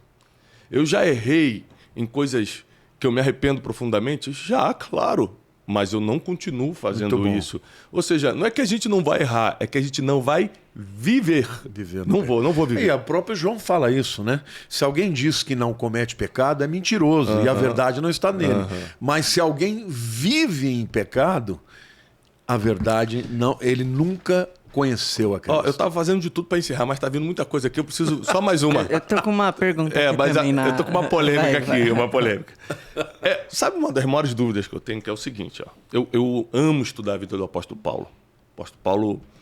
Ele é o cara. É o cara, me ensina muito. Assim. A gente está no estudo de Romanos, né, Wesley? Aqui no Brunecast mesmo a gente está discutindo Romanos, a gente está crescendo muito através do apóstolo Paulo. Mas ele fala algumas coisas que a gente pode interpretar de qualquer forma que quiser. Quer ver? Tudo que eu quero fazer, eu acabo não fazendo. E o que eu não quero, o que eu odeio, Romanos 7. Eu faço. Tem misericórdia de mim, miserável homem que sou, quem vai me livrar do corpo dessa morte? Ou seja, a gente pode imaginar qualquer coisa aqui, porque, tipo assim, pro cara chamar ele de miserável, corpo de morte, o que eu odeio fazer, eu acabo fazendo, pode ser um pecado sexual que ele tinha, pode ser qualquer coisa pior ainda. Ou seja, ele, talvez para se preservar e manter a integridade das passagens bíblicas ali, pra gente não ficar duvidando do caráter dele, mas pode ser qualquer coisa, concorda? Ele dá liberdade para ele pensar em qualquer coisa. Porque se fosse uma coisa leve, do tipo, eu tenho pensamentos às vezes malvados, ele não ia falar uma coisa tão pesada assim. E também depois ele se refere ao espinho na carne, que ele fala, Deus, tira isso de mim, e Jesus fala, a minha graça te basta. Qual é a sua teoria sobre essa fraqueza do apóstolo Paulo que atormentava tanto ele? Bom, primeiro que é importante você entender que Paulo está escrevendo. Por identificação, ele está se relacionando com todo mundo. É como o Daniel confessando seus pecados, confessando os pecados da nação, pecados que ele nunca cometeu. Entendi. Mas, teologicamente falando, o livro de Romanos tem uma sequência. No capítulo 1, ele fala dos gentios que pecaram. No 2, ele fala, mas os judeus também pecaram. Ele fala, os que pecaram sem lei serão julgados, pecaram com lei serão pecados. No 3, ele fala, todos pecaram e destituídos estão da glória de Deus. No 4, ele começa a introduzir a graça através de Abraão. No 5, ele fala, justificados mediante a fé temos paz com Deus. No 6, ele fala, bom, então nós podemos pecar à vontade, para que a graça de Deus superabunde, de forma alguma. Claro que não. Porque quem vive cometendo pecado é escravo do pecado. Mas no 7, ele chega à conclusão da luta do espírito contra a carne. O querer fazer o bem está em mim, mas não efetuá-lo. Porque o mal que eu não quero, esse eu faço, o bem que eu quero, esse eu não faço. Miserável homem de Deus, o homem que sou, quem me livrará do corpo dessa morte? Ele termina, graças a Deus por Jesus. Como eu entendo isso? Que ele está trazendo um arcabouço teológico em que ele está dizendo... Romanos fala da graça. Se não fosse a graça, não sobrava ninguém. Porque a igreja de Roma era uma igreja que tinha muitos judeus e muitos gentios. E quais eram os problemas que aconteciam lá? Os gentios vinham da vida pagã. Naquele tempo tinha bacanais, tinham relações homossexuais, tinha de tudo. Tinha as adorações aos ídolos. E os judeus que entraram com aquela rigidez, achando que eram melhor que os outros. O que ele está querendo fazer? Está dizendo, os gentios foram reprovados, os judeus foram reprovados, todo mundo foi reprovado. Abraão não foi justificado pelas suas obras, mas pela graça. Então nós fomos justificados pela graça, temos paz com Deus. Então eu posso pecar, continuar pecando? Não. Se você continuar pecando, você vai ser escravo do pecado. Mas no 7 ele mostra a dualidade. A verdade que acontece conosco. Às vezes, a área de fraqueza de cada um é a área que você vai cair. Se o camarada tem dificuldade com mentira, ele vai cair na mentira. Mas ele termina perguntando, pô, eu não vou conseguir nunca. Quem me livrará? Graças a Deus, por Jesus Cristo. O Luciano Subirá fala uma coisa que eu gosto muito, né, na área da graça. Ele chega e usa Hebreus capítulo 4, quando ele fala que nós devemos nos achegar ao trono da graça com confiança para encontrar socorro em tempo oportuno. Ele diz, a graça tanto é o poder de Deus que te livra do pecado, quanto é o poder de Deus que te perdoa o pecado. Ou seja, o trono da graça, ele é importante quando eu estou para pecar e eu falo, Senhor, tem misericórdia, eu vou encontrar um socorro para não pecar. Como se eu cruzei a linha e pequei, ele também é a graça que me perdoa. Eu diria, sabe, que o que Paulo está deixando claro é que enquanto nós estivermos aqui, nós sempre vamos ter as duas naturezas atuando dentro de nós. Tá. E quanto ao espinho na carne, também tem várias teorias. Alguns afirmam que eram os olhos dele que não viam direito por conta do encontro com Jesus, que ele ficou meio que... Ele mandava muita gente escrever por ele. E quando ele terminava, ele dizia, olha, isso aqui, a saudação é de meu próprio punho. Porque não era ele, né? O próprio Tércio, né? Que escreveu Romanos com ele. Escreveu Romanos com ele, escreveu. Outros acreditam que o espinho na carne eram os judeus, que não largavam ele. Onde ele ia, os camaradas estavam lá enchendo ele. Estavam lá esbofeteando a cara dele e tal. E outros dizem que poderia ser um pecado na carne, algo que ele abominasse, mas que dentro dele fazia com que ele se sentisse culpado o tempo inteiro. Nós nunca vamos saber disso. Lá no céu a gente vai saber de qualquer forma, Jesus tem graça para nos dar vitória. Só lembrando que Deus... ele deixou escrito só o que a gente precisava, né? Tem muita coisa que a gente nunca vai entender porque Deus não quis mostrar. A Bíblia diz que a honra dos reis é esconder os segredos. Deus tem seus segredos. E a de Deus é de revelar. Exatamente. Então, tem coisa que Deus não quer que a gente saiba mesmo. Mas a Bíblia diz, se confessardes os vossos pecados, ele é fiel e justo para vos perdoar os pecados e vos purificar de toda injustiça. Então, qualquer pessoa que esteja nos vendo aqui, quando pecar, não justifique. Confesse para Deus, diga, Senhor, pequei de novo. E de novo ele vai ter graça. Aliás, ele já perdoou todos os nossos pecados na cruz, até os que não cometemos ainda. O pecado, na verdade, é o que vai nos tirar de uma vida plena. Mas não vai tirar você da salvação. Entendeu? Você vai ser salvo. Se você creu em Jesus, os teus pecados já foram pagos lá na cruz. Quando Jesus fala, está consumado, eu gosto do termo grego, tetelestai, está pago.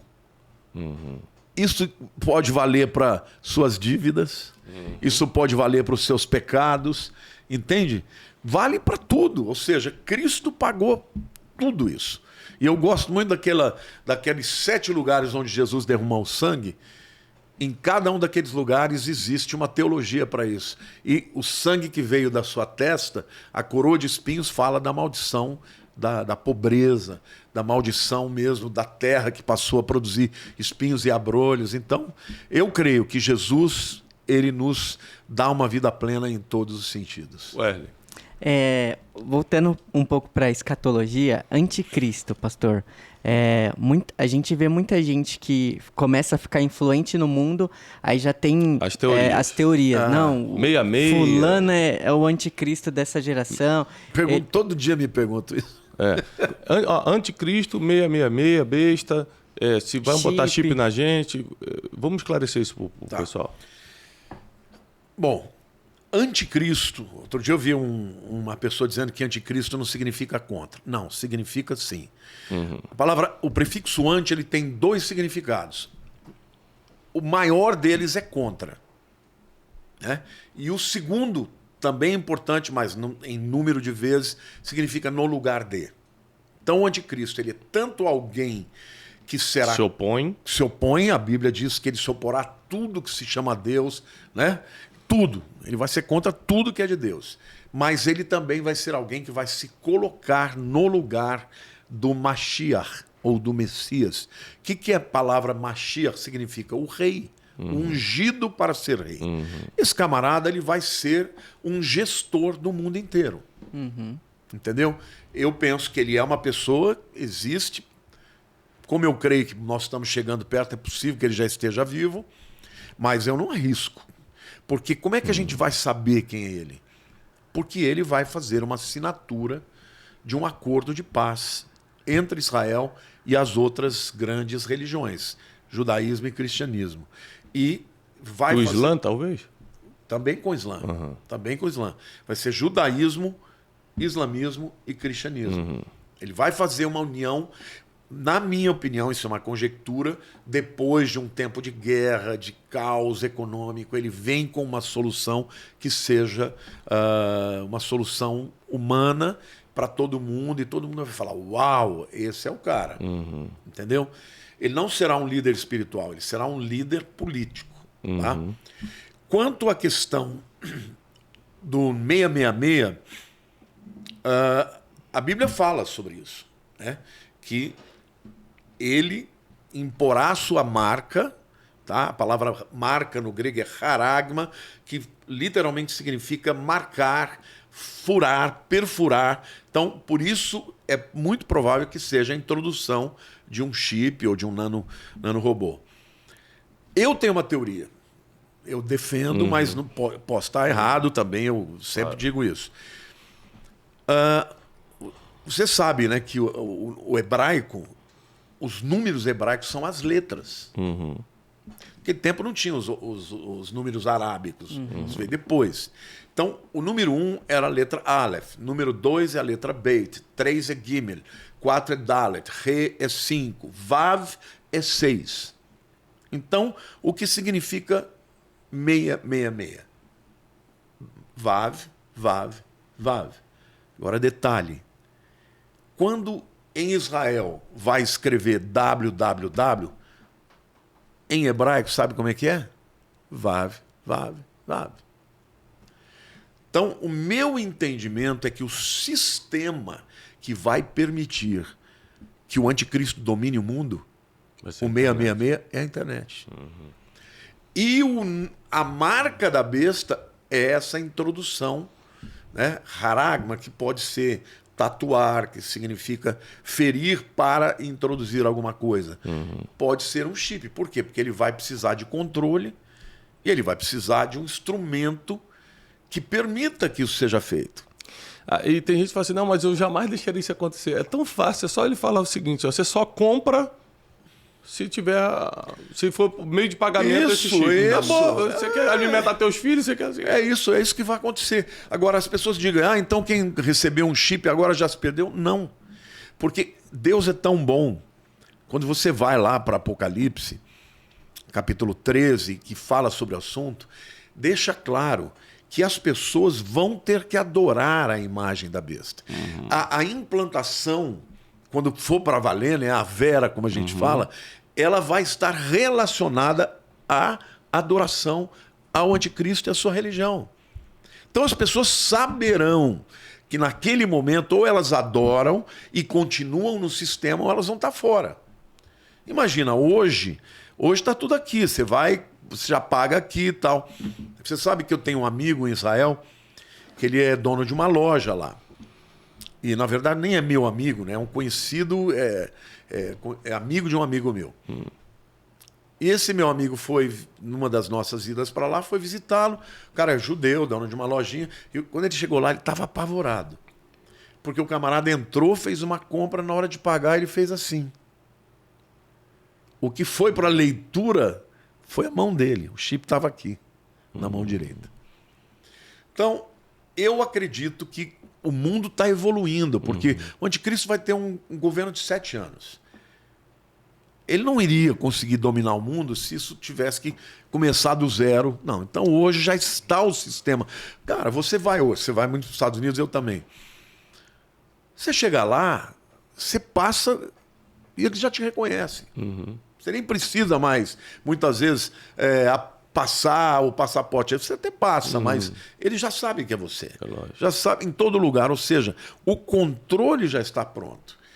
E hoje, cada vez mais, eles estão reduzindo. Daqui a pouco, o celular não será mais aqui, será interno. Daqui a pouco, através de um sistema assim, você vai acionar a internet através disso. Então, as tecnologias que estão vindo, elas vão permitir que o governo do anticristo seja estabelecido e o controle vai ser para todos. E a Bíblia diz que aquele que não tiver essa marca não vai poder nem comprar nem vender. Imagine você, não, você não quer, então você não vai. Não tem como comprar com dinheiro. O dinheiro não vale mais. Então vai chegar uma hora que vai acabar as moedas. Papel, moeda. Vai ser tudo digital. E, obviamente, que é digital, a hora que eles falarem, o acesso é só através de um chip, ou você tem ou você não tem. É forte esse assunto aí. Gente, bom, a gente tem uma hora que tem que encerrar, né? Dá vontade de ficar falando o dia todo aqui. E eu quero pedir um forte aplauso para o pastor Lamartine Pozzella. Obrigado. Muito, muito bom. A gente ficou quanto tempo aqui falando? 1h40, quase 2 horas de podcast. E isso só existe para você poder amadurecer um pouco mais, através das revelações bíblicas. Aqui no Brunecast eu tenho um compromisso de fazer vocês entender aquilo que eu não consigo explicar. Eu trago gente que sabe, gente que é melhor no que faz. Então, que Deus abençoe. Obrigado pelo convite. Não deixe de seguir o pastor Lamartine Pozzella no YouTube, no Instagram, e acompanhar seus conteúdos. Posso fazer oração? E vamos fazer oração, isso, vamos fazer oração. Inclusive, durante a oração dele, você pode ir para os comentários escrever. Se você está aceitando Jesus Cristo pela primeira vez hoje, que essa conversa se deu até mesmo, falei assim, meu Deus, eu estou longe ainda. Então, dá o primeiro passo, que é aceitar Jesus Cristo como Senhor e Salvador. E aí a Bíblia diz que aquele que confessar publicamente, Jesus confessa o nome dele diante do Pai. Então, quando você coloca nos comentários, você está confessando publicamente. Então, durante a oração do pastor Lamartine, se você realmente aceita Jesus Cristo como teu Senhor e Salvador, sabe que agora não tem mais jeito, é com Ele, porque só assim seus pecados são perdoados. Só assim o céu é possível para você. Então, você coloca nos comentários o seu nome, escrito, eu aceito Jesus Cristo como Senhor e Salvador. Amém. Então, enquanto eu estiver orando, você peça para Deus, Senhor, eis-me aqui. Eu sou um pecador, mas eu quero entregar minha vida para Ti. Perdoa os meus pecados, Senhor, porque eu estou me entregando a Ti. Pai, eu quero que nesse momento, o Senhor que tudo sabe, possa tocar no coração de cada vida que está nos assistindo aqui, Senhor. E que essa pessoa, Senhor, que foi tocada e que deseja entregar o seu coração, a sua vida, os seus medos, as suas ansiedades, os seus pecados, que o Senhor possa, ó Deus, entrar no coração dela. E, Senhor, no momento em que ela disser, sim, Senhor, eu te aceito como meu Senhor e meu Salvador. Repita comigo, Senhor Jesus, perdoa os meus pecados. Eu quero te aceitar como meu Senhor e como meu Salvador. E quero viver para Ti, para sempre. Porque eu quero ter certeza que quando essa vida terminar, eu vou estar na Tua presença. Eu te aceito e te recebo. E te agradeço em nome de Jesus. Amém.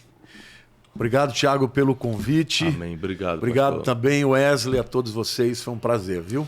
Gente, esse foi mais um Brunecast. Agora tira o print, encaminha para todo mundo. Pega o link, né, Wesley? Se está no YouTube ou no Spotify, manda nos seus grupos de família.